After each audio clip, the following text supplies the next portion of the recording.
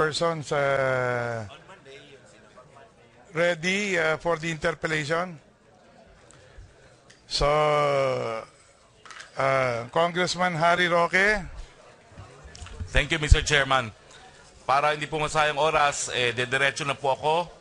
Ang aking mga katanungan po ay para kay Jonel Sanchez, Engelberto Durano, at kay Police Director Franklin Jesus B. Bucayo. Unahin ko po si Jonel. Now, Mr.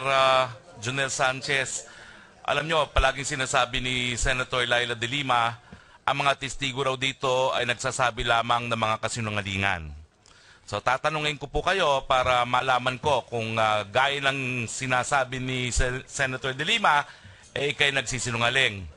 Ang unang tanong ko po, may ID ka ba na ikay taga PSG? Ngayon sir, wala akong dala pero EAP ID may nakalagay PSG.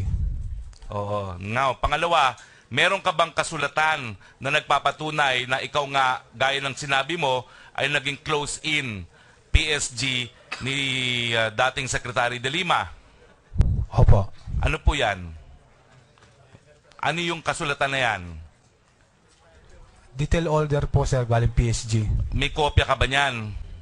Wala pa akong dala ngayon sir. Pwede bang isumitin mo sa committee ito yung ID mo as PSG at saka yung designation mo as close-in ni dating Secretary Laila de Lima? Opo sir. Now, sinabi mo na, alam mo ito, magagalit sa'yo si Senator Laila de Lima dahil sabi mo, mukhang may relasyon si Ronnie Dayan at si Senator de Lima. Tama ba ito? Totoo po yun. Dito sa iyong affidavit, ang sabi mo, kaya mo naisip na marelasyon siya kay Ronnie Dayan ay umuwi sila sa isang bahay. Hindi ba natural lang sa mga close-in security na tumira doon sa bahay ng kanilang ginagwardyahan? Sa amin kasi sir, kami umuwi pagkatapos namin hihatid si Secretary sa kanyang bahay. Pero si Ronnie, naiiwan na po doon sa bahay ni Secretary. Now, ilan ba kayong PSG at bakit may PSG ang Secretary? Di ba ang PSG, Presidential Security Group? Bakit nagbabantay din kayo sa isang Cabinet Secretary? Sir, ano na po ng Presidente yon? Ilang kayong PSG na na-assign kay dating Secretary de Lima? 6 po sir. 6. Okay. Now, sa 6 na yan, si Dayan lang ang tanging natutulog sa bahay ni Laila de Lima. Correct, sir. Alam mo ba kung saan kwarto sila natutulog? Natutulog si Ronnie Dayan doon sa bahay ni Secretary de Lima. Sir, yung bahay ni Secretary de Lima sa Parañaque, sir, 4 na kwarto yun, sir.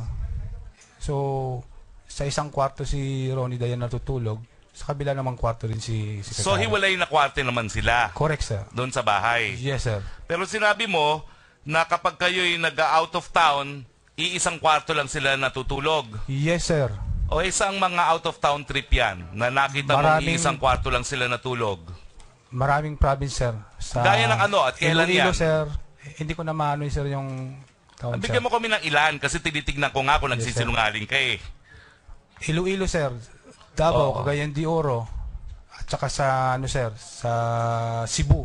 O yung sa Iloilo, sabi mo, isang kwarto sila. Saan ba sila natulog? Doon sa Iloilo, sa iyong pagkakaalala? Sa hotel, sir, kami sa natutulog, sir. Hindi mo naaalala kung Yes, anong sir. hotel yun sa Iloilo? Oo, sir. O saan pang ibang lugar yan? Sa Cebu, sir. Sa Cebu. Hindi Yes, mo sir. rin naalala ang pangalan ng hotel? Yes, sir. Bakit mo sinabing natulog sila sa isang kwarto? Nakita mo ba physically na isang kwarto lang sila natulog? Yes, sir. Kasi pag natutulog kami, sir, sama-sama kami ng mga kasama naming security. Tapos siya, sir, doon sa kay Secretary. Ilang kwarto ba kayo pag kayo nag-out of town? 2 kwarto, sir. So lahat kayo, isa, at ang sinasabi mo, si Ronnie Dayang ay doon Yes, na sir. sa kwarto ni Secretary Laila de Lima. Yes, sir. Now,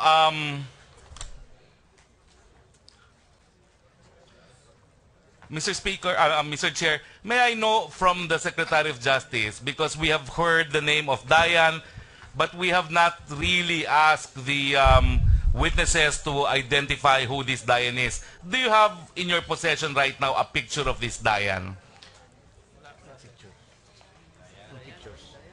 Dayan. We have pictures, but we have not brought it here with us. Oh. Siguro later on, kapag merong larawan na dadalin ang Department of Justice, sabihin mo sa amin kung sinasabi mong kung yung larawan na dala nila ay ito ngang si Ronnie Dayang. Now, ang sabi mo, hanggang tahasan na ipinagmayabang ni Ronnie Dayang ang relasyon niya ni SOJ De Lima. Anong naalala mong sinabi niya na sa iyong isip, ito'y pagmamayabang ni Ronnie na meron siyang relasyon kay dating Secretary De Lima? Yung sir, wala nang makakakuha sa kanya. Malaki na yung puhunan ko. Yung puhunan daw ni Secretary sa kanya. Malaki ang puhunan niya. Yes, sir. Yun lang naalala mong sinabi niya na pagyayabang? Yes, sir. Ano ba pagkakaintindi mo doon sa puhunan na yon? Marami na siguro binigay si Secretary sa kanya, sir. Now, itong si Warren Cristobal, ano uli ang kanyang katungkulan? MMDA rider, sir. MMDA rider. Pero sa yung salaysay, sabi mo, naging close-in na rin siya ni Secretary De Lima. Yes, sir. Pero itong Warren Cristobal na ito, hindi naman siya miyembro ng PSG. Hindi, sir. MMDA, sir. Pero naka-attach siya, sir, sa PSG. As a riders, MMDA. MMDA na naka-attach sa PSG. Correct, sir. So sa pagkakaalam mo, yung naging close-in din siya ni Secretary Laila De Lima, meron din niyang detail order sa pagkakaalam mo. Meron din yun, sir. Now, sabi mo, pinagseselusan ni Ronnie Dayan si Warren Cristobal. Bakit mo naman nasabi na pinagselosan ni Ronnie itong si Warren Cristobal? Excuse me. Bago ka sumagot, no? Your Honor, your time is up. But since Representatives Tolentino and Minority Leader Danny Suarez waived their time to you, you have an additional 6 minutes, and after that, you will have Representative Doy Gachon. Thank you. Okay. So ano nga ba yung tanong ko sa iyo? Bakit mo nagsabi na pinagselosan ni Ronnie itong si Warren Cristobal? Sir, kinausap kami ni Secretary, kaming buong team ng security, na nagagalit daw si Ronnie kay Warren dahil nagsiselos nga sa sir. Si Ronnie Dayan kay Warren. Gustong paalisin ni Ronnie Dayan si Warren. Ngayon, kinausap kami ni Secretary, sir. Kailangan ko bang paalisin itong si Warren? Actually, sir, dalawa yun sila, sir. Sergeant Palcasantos at saka si Warren Cristobal. Yun nasa gitna. Okay. Sino mo si Warren? Okay. Pagkatapos niya, ang sabi mo ay mukhang close. Kapansin-pasin din ang closeness ni Warren Cristobal. Bakit mo naman nasabi na kapansin-pasin ang closeness nila ni Warren Cristobal at ni dating Secretary De Lima? Kasi sir, paborito na siyang gawing aid at saka close-in.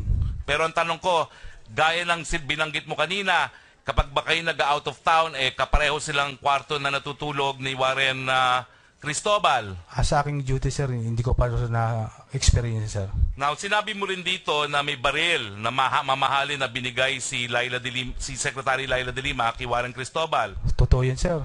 Now, I'd like to ask this of the PNP. Do we have records na itong baril, whether or not there is a gun registered to Secretary De Lima, and whether or not this has been transferred to one Warren Cristobal? Mr. Chair, Your Honor, we have to check that with the FEO. Can you and please we'll provide you feedback. Can you please provide us with a permit registered in the name of Secretary Laila De Lima, and if it was transferred to one Warren Cristobal? Yes, Your Honor. Due to lack of time, let me go to Witness Durano. Witness Durano, Yes po, Your Honor. nako, nakakatakot po ang testimonya nyo, no? Na unang-una po, itong sinasabi nyong Jaguar, ano uli ang pangalan nitong si Jaguar? Siya po si Jeffrey Diaz. At ang sinasabi nyo, siya ay isang naging drug lord din, no? Opo. Ganong kalaking drug lord dito? Sa buong Central Visayas po, siya po ang nangunguna. Now, meron din kayo sinabi na Kerwin Espinosa. Ang tanong ko, ito ba yung Kerwin Espinosa na naging mayor sa Leyte na ibinulgar na isang drug lord din ng Leyte? Ito ba yon? Correction po, Your Honor. Yung anak po, yung anak. Yung anak. Oo. So, ito yung anak. So, ito yung napabalita na kailan lamang nahuli at ito yung napabalita na rinireklamo ng ama niya na binabantaan daw ang buhay niya nung anak niyang drug lord na Kerwin. Yes po, Your Honor. Yan At po. kinukumpirma mo ba yung testimonya na itong Jaguar at Kerwin Espinosa ay nagkaroon ng mga transaksyon dito kay Ronnie Dayan? Opo. Si Kerwin po, hindi kasali. Between Jaguar lang at saka Ronnie. Jaguar and Kerwin. ganong katagal itong relasyon nila kung naaalala nyo? Hanggang sa namatay si Jaguar, tuloy yung relasyon nila. So ilang buwan yan? Tagal O po, taon? since nung lumaya siya, nung mga bandang, mula nung tumawag siya, yun, walang putol ng ugnayan nila. Napakalaki ng sinabi ninyong transaksyon nitong si Ronnie at si Jaguar. 27,300,000 pesos. Tama ba po itong halagang to? Opo, opo. Paano nyo naman alam na ganitong kalaki itong halagang to? Dahil mukhang eksaktong-eksakto. May konting butil pa.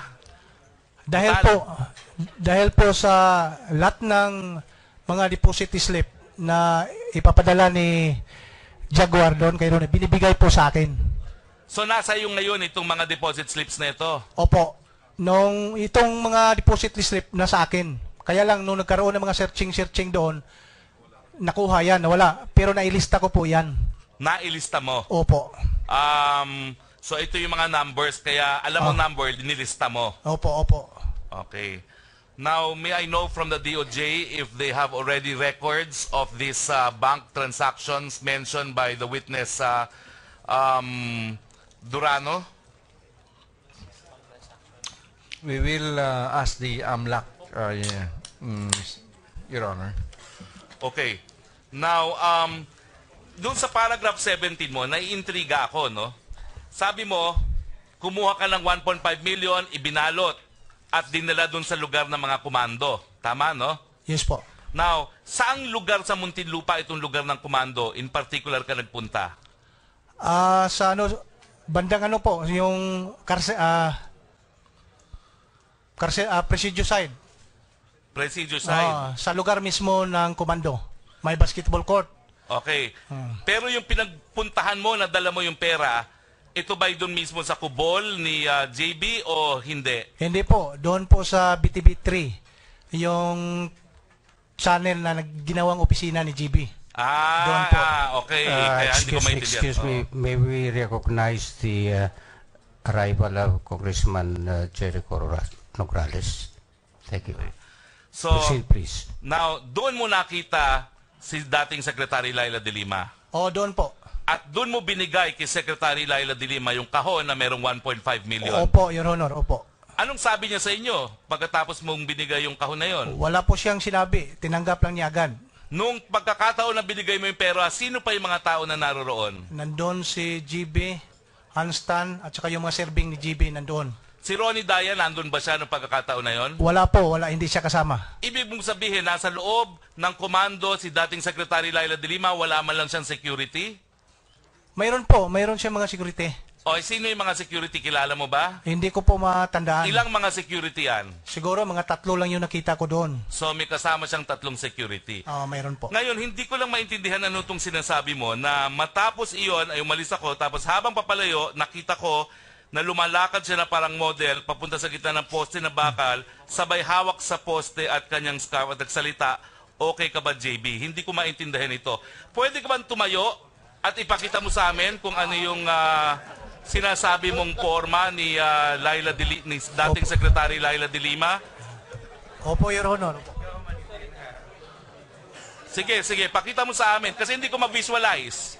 Ganito po yung lakad niya, parang kumikinding siya. Gumaganon siya. Tapos sabay hawak ito. Yung poste malapit na sa kanya, hinawakan niya. Okay ba, GB? Para siyang model. Kaya, nabigla ko noon. Sabi ko, parang DI si Secretary. Ano ba yung TI na yan? Hindi ko naman maintindihan TI na yan eh. Ay, yung DI po, dance instructor. Yung TI po sa Cebu, pag may ganyan kasi ng mga matatanda na sumasali sa ganyan, tapos matanda. Ang tawag po namin, tiguang igat. Sorry, hindi ako marunong magbisaya. Ano ba ibig sabihin nun? Sa Tagalog po, malanding matanda.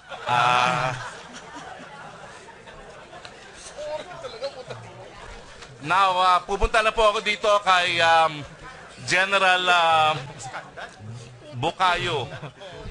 General Bukayo, unang-una, dininay niyo po na pinuntahan niyo si General Magalong para sabihin na wag nang ituloy itong pinaplanong raid ng CIEG. Dinideny niyo po yan. Hindi po. Pumunta po ako. Eh bakit pa sabi mo rito na I would like to dispel the insinuation I prevented or prevented as testified po. I have no power to authority. So pumunta ka. Pumunta po. Inaamin mo na sinabi mo wag na ituloy. Hindi po. Ang pagkakasabi ko po sa kanya ay nilinaw ko po. No? I went to the General Magalong to clear up things regarding yung operation because I have to tell him the terrain inside the Bucor.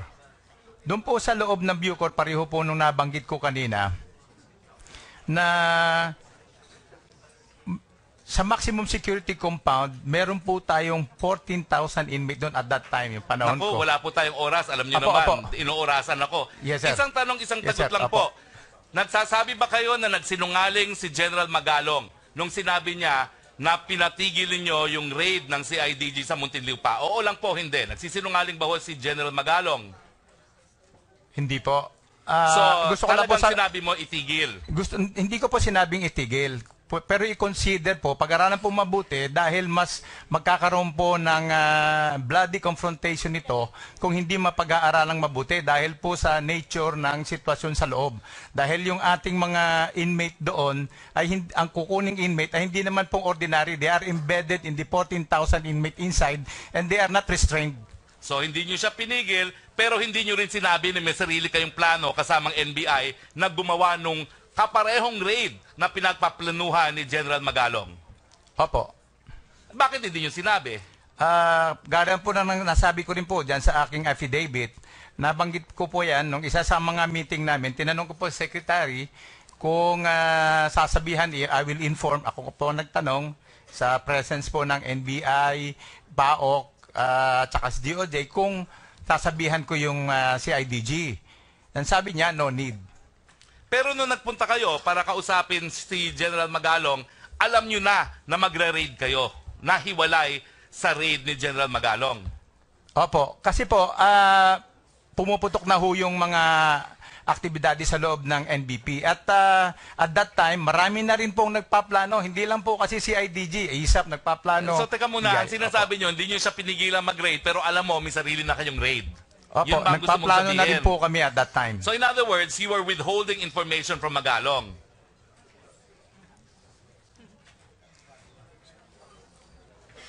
Opo. At, Hindi naman po sa... Maraming salamat na po. Opo. Kasi kulang nga po yung oras ko, Yes. pero papaalalahanan ko po kayo. Ibang krimen po ang pagsisinungaling sa Kongreso sa perjury.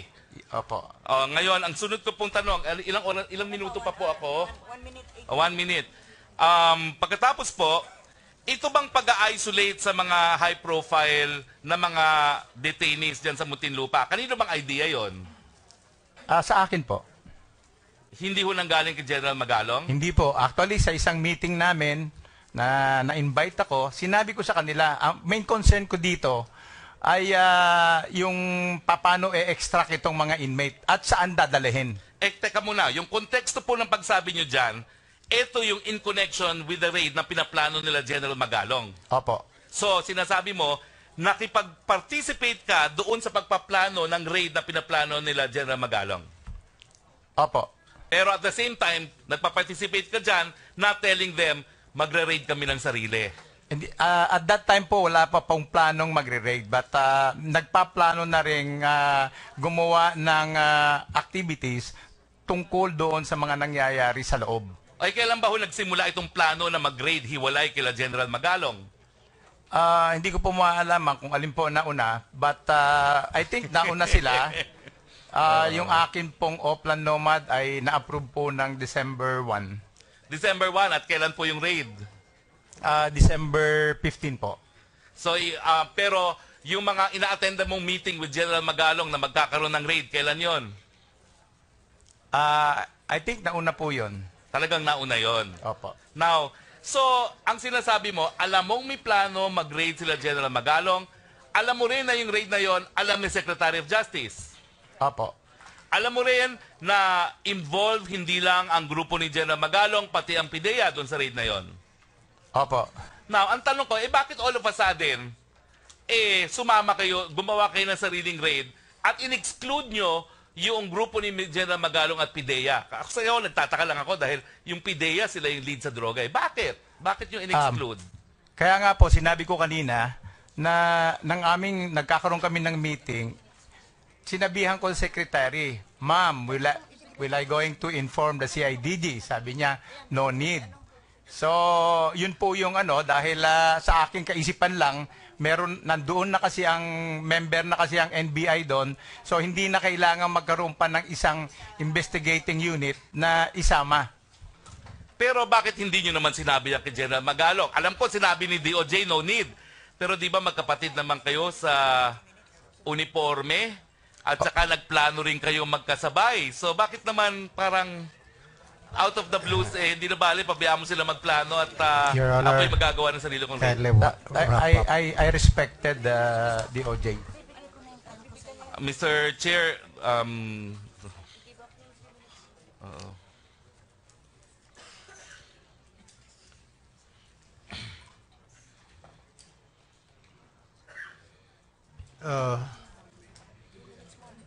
Your time is up already. Do we have the answer? Okay, I'm sorry. We've been trying to check the names as the time of Representative Roque expired. okay, that's okay. I will honor the listing, Your Honor, but may I ask for an answer to my last question, Your Honor? Okay, go ahead.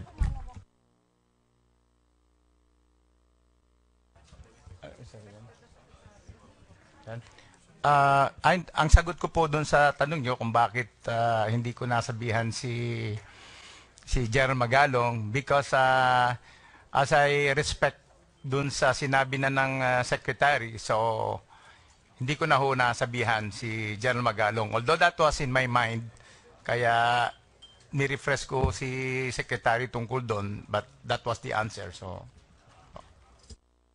Thank you, Mr. Chairman. Okay, next is Representative Gatson, and next to him are Representatives Avellano and Lacson, who waived their time slots to Representative Gatson.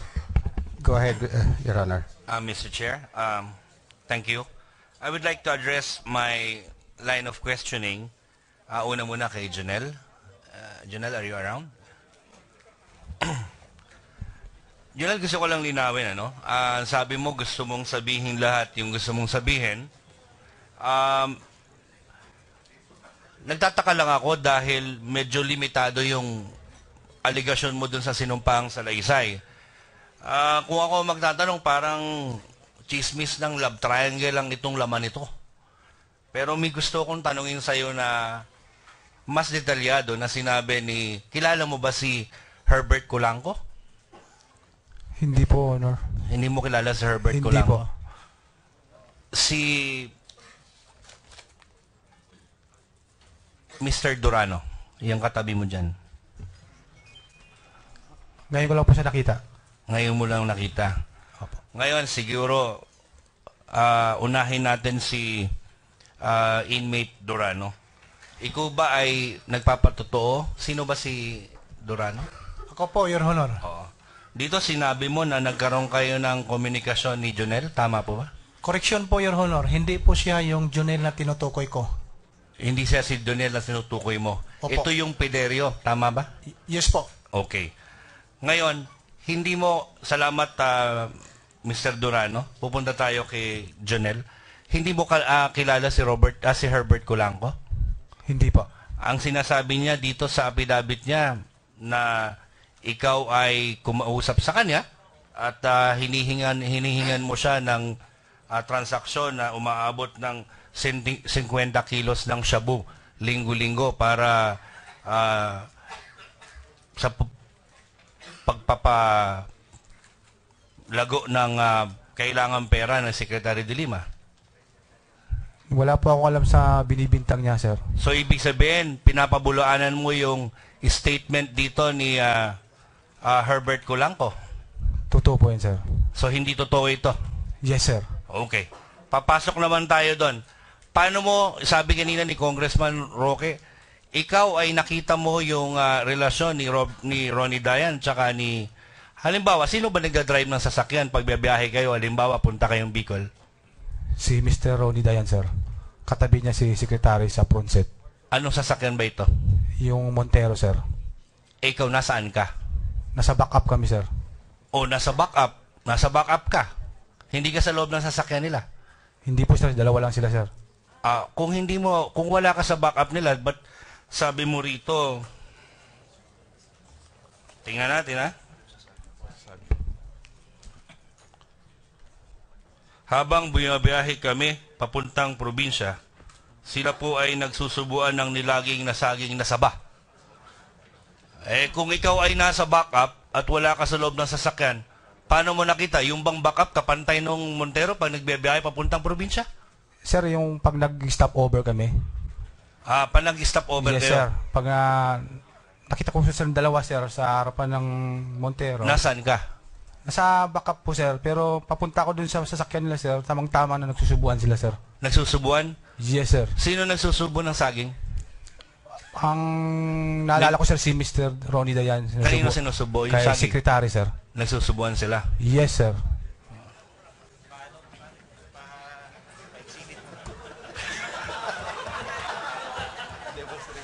Hindi ito nilagang saging ay. So talaga, nakita mo Yes, sir. Okay. Ngayon, may mga detalye ka pa. I just really want to test your credibility, Jonel, no? Kasi sabi mo, matagal kang security ni Secretary de Lima. Ngayon, sinasabi mo, bumibili pa ng Fundador at Marlboro para kay Ronnie Dayan. Tama ba yan? Totoo yun, sir. Totoo. Yes, sir. Okay, sige. Saan kayo nag-grocery? Sa Shopwiser ng Paranaque. Nandun. Yes, Paano mo nalaman na para yun kay Ronnie? Kasi, sir, pag nag-grocery kami, sabi ni Secretary, yung para kay Ronnie, huwag kalimutan. Kanino sinabi? Sa amin, sir. Sa'yo? Hindi, sa amin mga So, security. ibig sabihin mo, ganun ka-open yung kanilang relasyon na sinasabi mo? Yes, sir. Okay. At pinapatunayan mo rin dito sa committee nito na nagkaroon talaga ng pagsiselos para kay Warren ba? Totoo yun, sir. Okay. Sunod kong itatanong dito kay Mr. Durano. Ito ba na transaksyon ka mo ni Ronnie Dayan tsaka ni Jonel Piderio, no? Tama ba?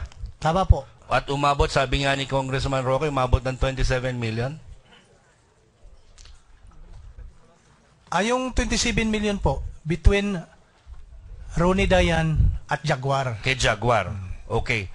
Meron kang patunay doon? Yung nabasa ko po na account, yun po ang nailista ko po. At this juncture, Mr. Chair, I would like to request for a subpoena to be issued upon the bank manager of that. Would you know, alam mo ba ito, Mr. Durano, kung saan itong bangko na ito? Opo, BDO. Anong branch? Hindi ko malang malaman kasi ang naguhulog na dyan si Jaguar na yung mga tao niya. I would like to request, Mr. Chair, for the record that request for subpoena be issued to Banco de Oro, specifically citing in the request that as regards the details of that bank account number being stated in this affidavit. Comsec, let the requested subpoena be issued. Maraming salamat, Mr. Durano. Likewise po. Punta tayo kay General Bucayo. Boss, ikaw, General Bucayo, ay sabi mo ay napapunta ng Bureau of Corrections, if I remember it right, based on your affidavit, sometime March of 2013. Tama po ba? Yes, Your Honor. Yeah. At naniniwala rin ho kayo na pagka ho gusto natin mangyari yung mga ayos, pwede natin na gawin agad. At kung ayaw natin, meron din kadahilanan. Tama po ba? Tama po, sir. Yeah. If you notice, and if we remember it right, just the assumption are about more or less about 2 months from the assumption of the new administration, and of course with the headship of Secretary Aguirre in the DOJ, of course under which is the jurisdiction over the Bureau of Corrections, he was able to implement through ISAF the clearing operations of the Bureau of Corrections para ma-dismantle itong mga kubol at saka yung mga pinagbabawal na mga gadgets sa loob. Tama po ba? Nalaman niyo po ba yon? Tama po, sir. Ngayon, kung kaya po palang gawin ng 2 buwan, kayo po ay nasa Bureau of Corrections from 2013 until February of 2015. Tama po ba? Apo. More or less about 23 months. More or less about 2 years. Tama po ba? Yes, sir. So why did it take so long? More or less about 2 years to be tacked from about March of 2013 until December of 2014. More or less about 2 years bago nyo in-implement yung raid, considering the massive irregularities being committed in the Bureau of Corrections, considering that these are happening or these were happening under your nose, being the chief of the Bureau of Corrections. Can you explain bakit nagtagal lang 2 taon bago mo i-clear ang mga illegal activities na ginagawa ng inmates doon na ikaw ang Bureau of Corrections chief? Yes, sir. Your Honor. Bakit po nangyari yun? Bakit 2 taon? Bakit po tumagal? Opo. Eh dito po sa panahon ni Presidente Duterte at saka po ni Secretary Aguirre, 2 buwan lang, na-clear na lahat yan. Sina JB Sebastian, nag-exercise, nakita natin sa video, wala nang special treatment. Pero sa inyo, it took about more or less about 2 years and you did nothing being the chief of the Bureau of Corrections. Can you explain before this committee, Ms. General Bukayo? Yes, Your Honor. Hindi po totoong wala tayong ginawa. Bukod po dun sa raid ng 2014, may na-raid po ba na prior doon na nangyari? Opo. Yung pong raid ng 2014 is of very different magnitude or level doon sa ginagawa. Dahil meron pong regular na ginagawa na dyan. In fact, for 2013, meron pong nakalap na mga contraband dyan, na mga more than 3,000. Yung 2014 po, ang nakalap po natin mga contraband dyan ay mga 5,000. Ang isang diferensya po na sa sinasabi ninyo sa akin pong pag-iisip, iba po yung gobyerno eh. Ano yung iba ang gobyerno? This time, the emphasis and the support was overwhelming. Ibig sabihin noon yung panahon yon, walang suporta ang gobyerno nung panahon ninyo na kayo Bureau of Corrections Chief.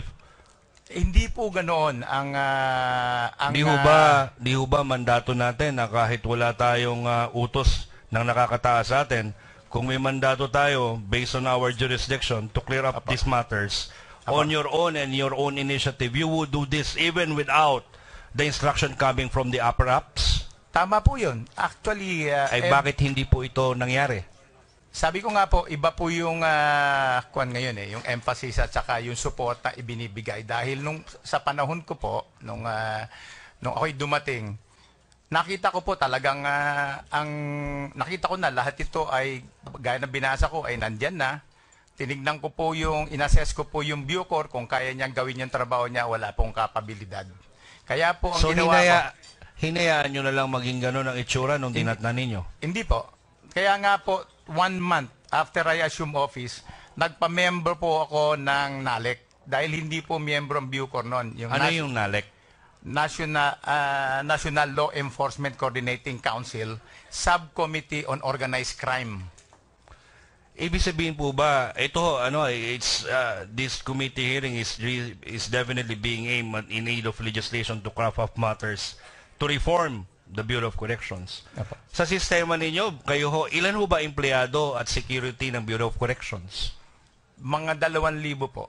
Sa 2,000 yun, hindi kayang patinuin yung maximum security? Hindi po. At sa totoo, ang gwardiya lang dyan at mga 2 or 3 shift. Kaya effectively, mga 50 lang yung nandyan.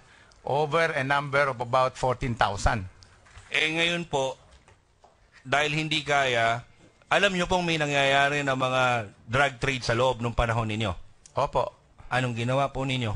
Marami po kaming kinonduct na mga individual searching operations at saka mga raid operations. That's why I said for 20... But despite of those things that you actually and you allege to have done in order to cure it, still, drug trade still persisted during that time. Opo, dahil po yan sa decades of problem na ho yan eh. Nandyan na, nakadikit na at systemic na ho yung problema. Ibig sabihin, pag systemic na, hayaan na lang natin ganun yon. Kanino po sinabi yung problema kung hindi nyo kaya sa level ninyo? Ako po ay sumulat din kay Secretary tungkol dito. Kaya nga po ako... Anong sabi niya?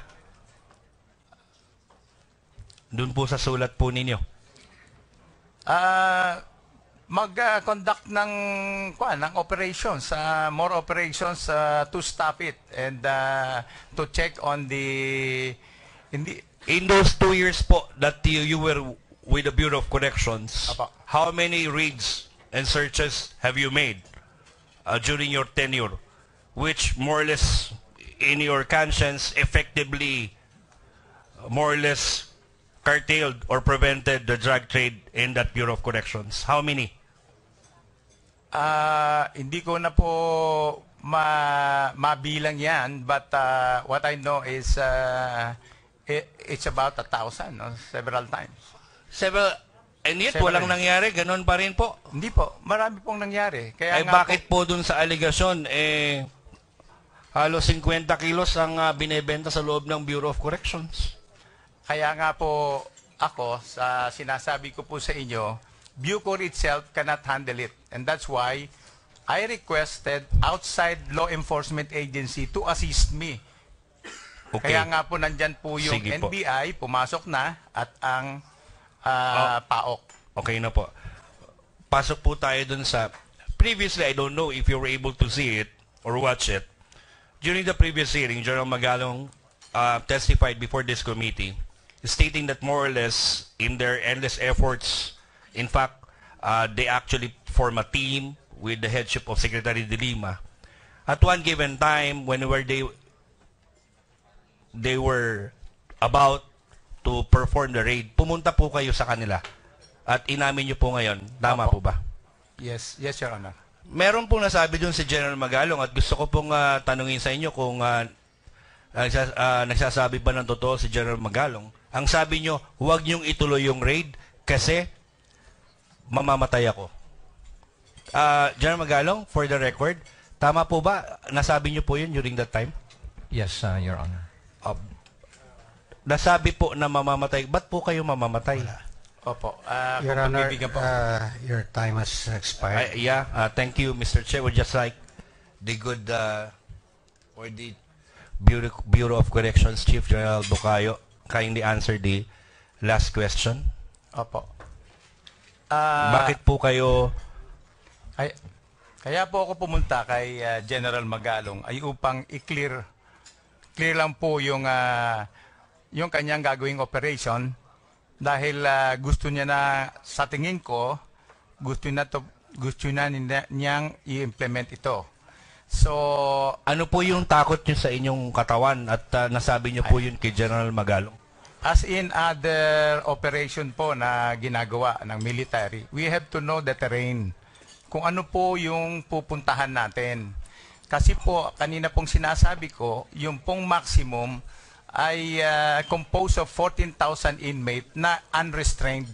Naglalakad lang po sila dyan sa loob. Ibig sabihin with nyo, 13 gangs sa loob. At ang kukunin po nating tao ay hindi po ordinary. These are the leaders and influential sponsors. Naka-embed po yun Yun sa po loob. yung kinakatakot ninyo. Ang resulta po kasi nito, kung hindi po mapaplano, magkakaroon po ng bloody confrontation. Bakit naman po kayo nagsulo at iniwan na po ang sina General Magalong nung implementation ng December ng 2014 ng raid? Kung talaga yun pala ay bloody confrontation, bakit hinayaan nyo lang yung sarili nyo without the coordination of General Magalong and his group? Your Honor. Unang-una, Yeah, okay. That is actually in connection with the last question, Mr. Okay, Chair. please answer. opo, yung raid po na yon ay hindi lang ho NBI, Bucor, PAOK, kundi it composed of more than 400 personnel. Kumuha po kami ng SAPDIAN at NCRPO na nag-participate. At gaya na rin po ng sinabi ko kanina doon sa unang tanong, I tried to communicate with the Secretary to inform the Secretary that, ma'am, i-informan ho ba natin ang CIDG? And she said, no need. And so I respected the decision of the Secretary. Mr. Chair, one last very important na tanong lang po. One last question. Nakalagay po sa marami affidavit dito na tumatanggap daw po kayo ng 1.2 million a month galing po sa mga inmates para protektahan ang kanilang drug trade sa loob. Hindi po totoo yan. Kilala niyo po ba si Colonel Eli? Opo. Noon daw po binibigay para sa inyo. Wala ho akong, hindi ko ho siya binigyan ng authority kung tumatanggap man siya, at wala ho akong tinanggap any single set. Okay. At this juncture, ito na po yung huli. May we just request also that subpoena be issued to Colonel Eli so that he may be presented before this committee to testify relative to the allegation of the inmates. That would be all, Mr. Chair. Thank you. Okay, noted. At this juncture, may we acknowledge the attendance of Deputy Speaker Ferdinand Hernandez and the Honorable Representative Gustavo Tambunting. The next is Interjection, Mr. Chairman. Go ahead. Hindi nasagot ni General Bukay yung tanong kung bakit siya mamamatay. Hindi niya.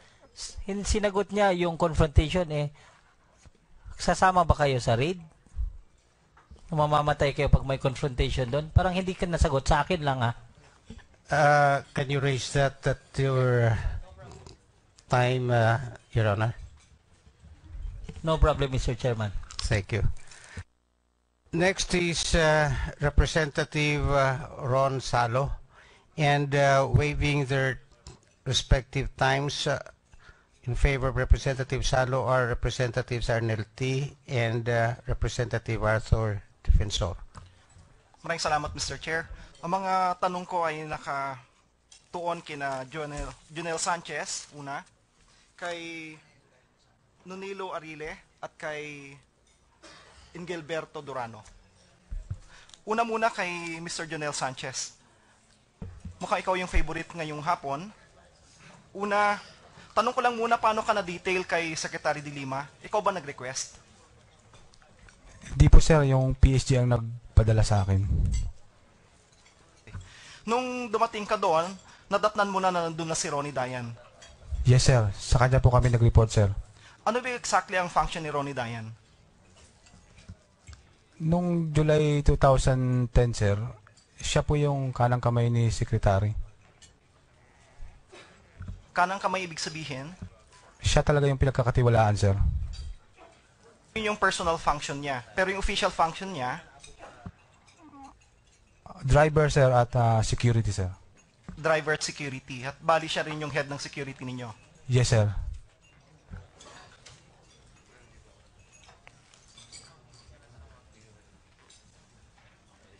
Nabanggit mo kanina dito, pinapakita mo na nakakapunta ka sa bahay ni Secretary de Lima. Dahil bilang security, hinahatid niyo siya. Tama ba? Yes sir. So sigurado naman din nakakapasok ka sa bahay ni Secretary de Lima. Yes sir, nakakapasok sir. Maraming gusto magtanong dito kung may aso nga ba si Secretary de Lima. Meron, sir. Meron. Labrador, Ano po sir. Anong klaseng aso? Labrador, sir. Maliban sa Labrador, Wala na, sir. Labrador lang. Yes, sir. Gaano kalaki yung Labrador? Yung 30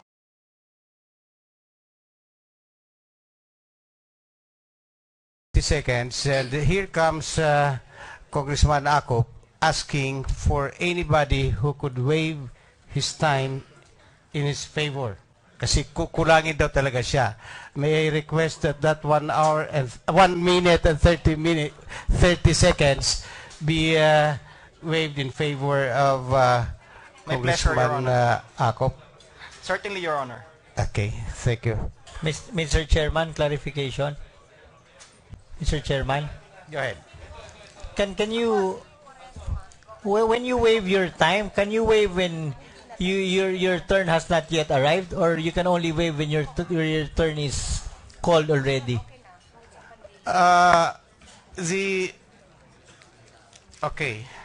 The materiality of that is Congressman Akop comes before the Honorable Teves ba siya? I'm not questioning General Akop. I'm asking a policy question. If you are number 30 and the one you are waiving to is number 10, is that possible? Okay, that's why. Let me go direct to the point. Number 25 is Representative Akop. Number 26 is Representative Teves. And Representative Quaresma is number 28, who is waiving in favor of Representative Akop. How come nauna si si Congressman Akop sa akin when I came at 8:40? Well, He came at 9. Anyway, He told me he came at 9. Yeah. Anyway, Representative Akop comes ahead of Representative Teves. So, in line with your query, he really can get the 1 minute and 30 seconds. Yeah, I'm not asking about Congressman Akop. I'm asking about the general rules, just so I know how to go about it in the future hearings. The chair I'm not has concerned already- about what's happening today. The Thank you. chair has already given the opinion that you cannot waive something that does not belong to you, and you cannot claim that the time is already yours if you are weighed down in the list.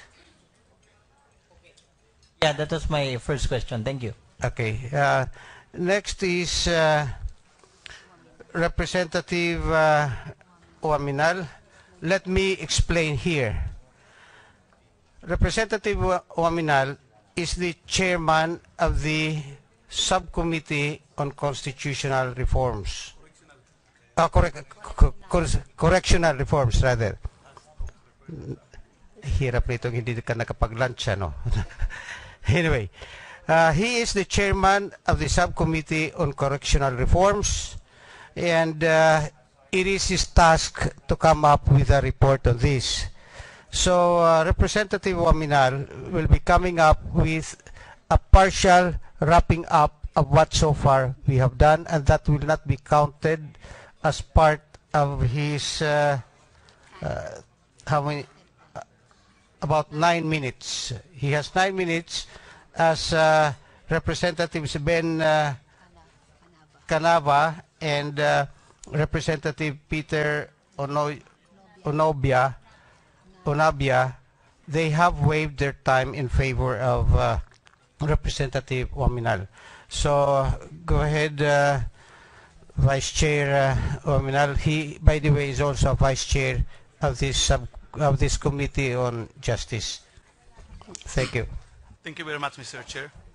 Good afternoon, Mr. Secretary, Director Bato de la Rosa, and to all our resource speakers and witnesses. We resume our investigation today on the proliferation of drug syndicates at the National Bilibid Prison in aid of legislation. Again, in aid of legislation, not prosecution. with the voices of protest raised against the possibility that the Committee on Justice will allow the showing of a 6 video allegedly featuring Senator Laila de Lima during the two-day hearing. Personally, despite of the testimony of witness PSG Junel Sanchez, I lend my voice to this protest. As a body that crafts the laws of the land, it is paramount that we legislators ourselves fight to uphold the rule of law.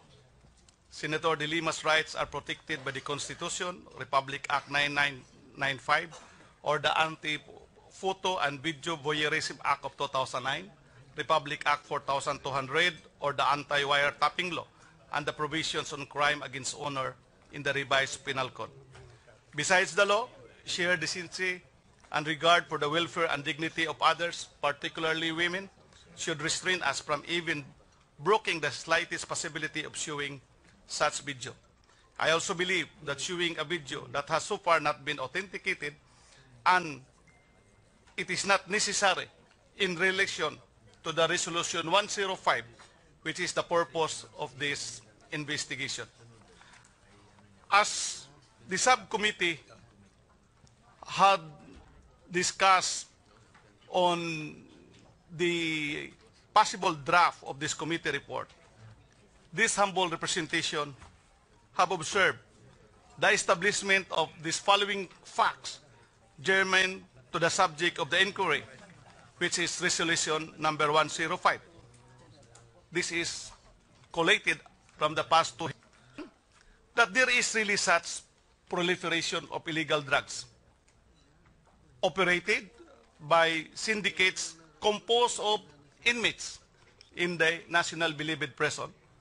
Third, in collusion with the former government officials in charge with the NBP. Further analysis shows that while some of the witnesses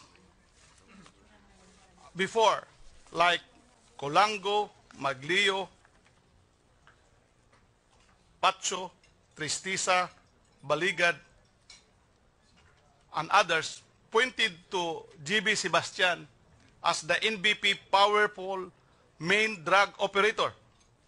But there is nothing in their testimony that will establish the source of illegal drugs, whether it come from the outside of the NBP or from within.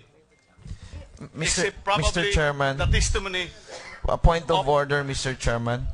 I would like to know if that is already conclusion findings. What is that? I am still having my time. Yes. Yeah, that is why I'm raising a point of order. Now I'm giving a preliminary overview as discussed by, as pointed out by the chairman earlier. Chairman, can we So not that- continue with If there is already a conclusion, why then? No, why?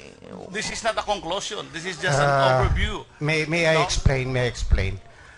A while ago, I explained to the body that the representative who has been tasked to prepare a report is under obligation for the information of the body to tell us what has so far been established and what we will still establish. Mr. Chairman, I would just like to raise this point. If that is a report, that report should be discussed first That by the is members of the committee, not in this forum. Mr. Chairman, Mr. We are Chairman. still under, we are interpellating Mr. Chairman, resource persons, witnesses, and now why is there Order, Mr. please. Chairman. report? Mr. Order, Chairman, please. I did not say that Vice Chairman Waminal is submitting already a report. That will be a preliminary explanation of what eventually he will ask in interpellation of the witnesses we have. So What that is his personal observation, and that should not be used as an observation of the subcommittee. That should be the observation of Congressman Waminal. Mr. Chairman, Well, Congressman Waminal himself does not disagree with the observation of the gentleman. how many minutes would you...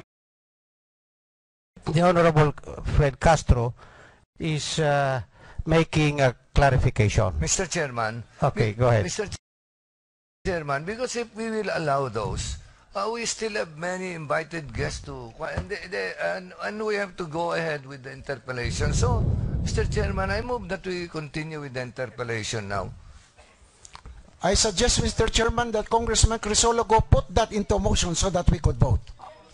Mr. Chairman, I am about to wind up the preliminary because these are, in my preliminary overview, this will also guide the other colleagues in their interpolation so that what are the missing links probably that the committee would like to be generated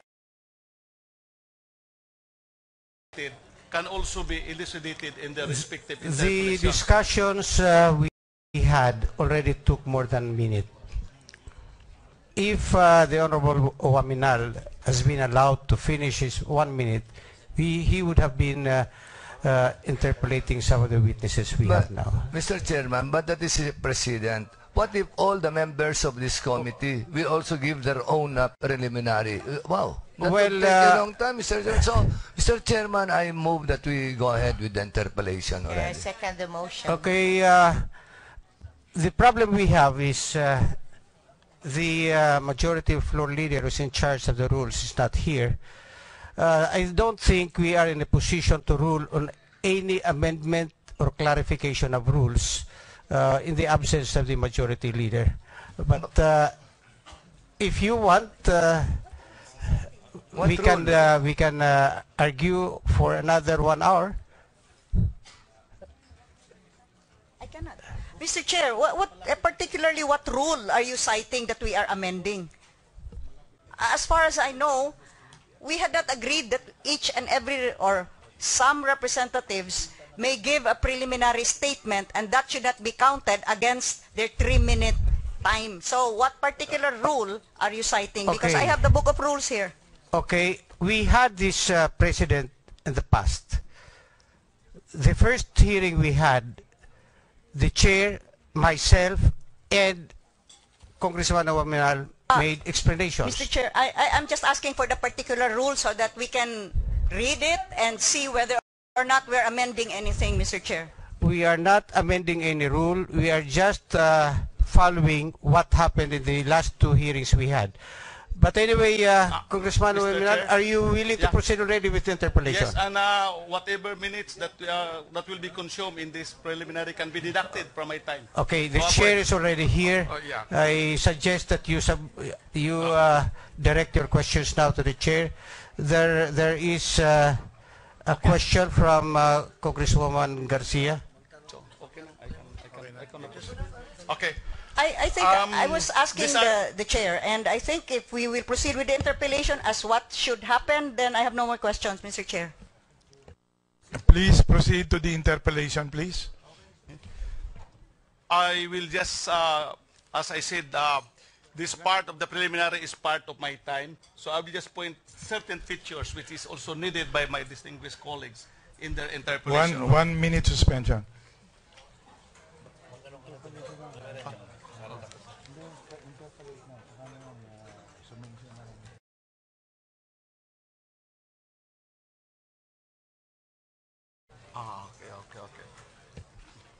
Okay, Vice Chair Waminal, please continue with the interpellation because I think what we need are the response of the witnesses more than our findings. Thank you. Okay, thank you very much, Mr. Chair. I would like first to get the response of the good secretary. One of the possible laws that we will revisit based on the informations we got in the previous hearing in connection with this proliferation of illegal drugs is Republic Act 4200, and that is the anti-wiretapping law. Section 3 of that law provides with an exemption, and those are national security cases. Is there a possibility that your department could make recommendation to the President